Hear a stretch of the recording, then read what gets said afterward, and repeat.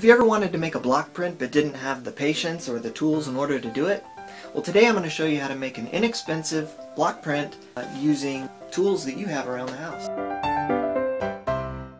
Most woodcut block prints are carved in a piece of wood like this, or on a linoleum layer mounted on a piece of wood. You can most likely find a block like this at your local hobby store, along with a sharp carving tool to carve it out, but it's a lot of hard work and you can easily cut yourself. The only tools you'll need for this project are a pair of scissors, a hobby knife, and some glue.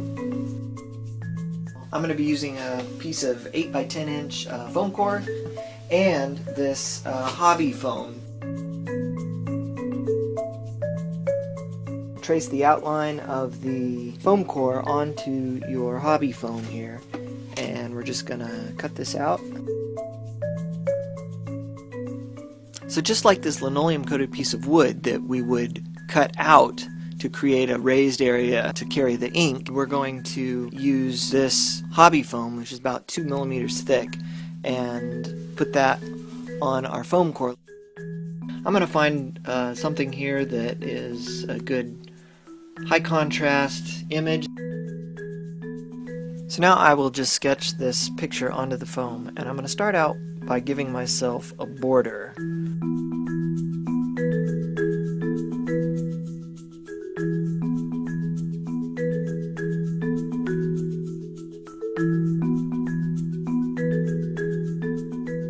So now you need to cut out the lighter areas of this foam, because the black area will be what we're going to leave behind to hold the ink.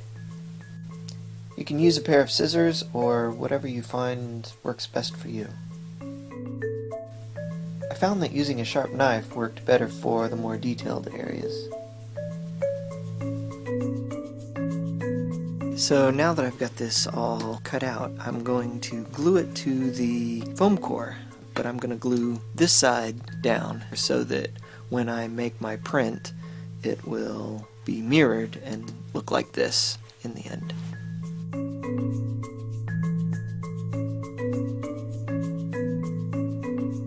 Once it is sufficiently glued, place the foam core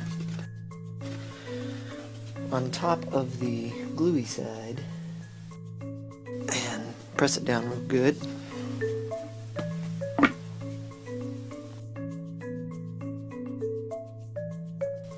So now we'll just let that dry for a few hours and we'll be ready to make a print. So now that our foam block print is finished drying, we are ready to apply some ink, and I got this roller, which is for applying the ink to the print, and got a tube of ink, but you could also use acrylic paint. I'm going to spread it out as much as possible, get a nice even coverage on the roller.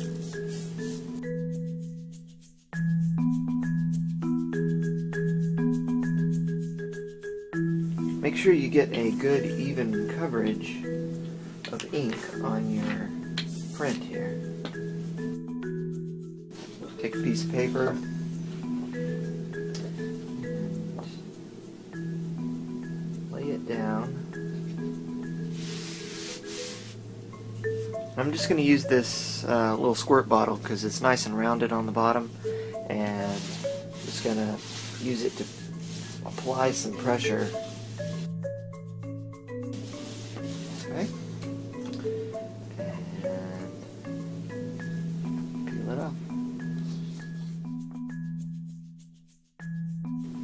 So the more prints that you make, the better quality the prints get as the ink soaks in. Once you master this process, try experimenting with more detailed images. You may need a smaller knife depending on how detailed your image is. I found that spray adhesive works really great because you can easily remove pieces of foam after it's been attached to the backing.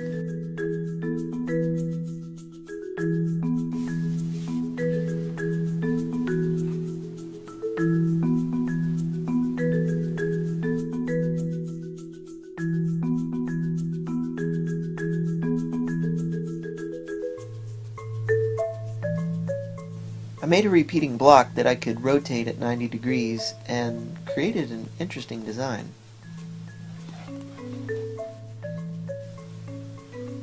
So I hope you enjoyed this tutorial. Remember to experiment and have fun.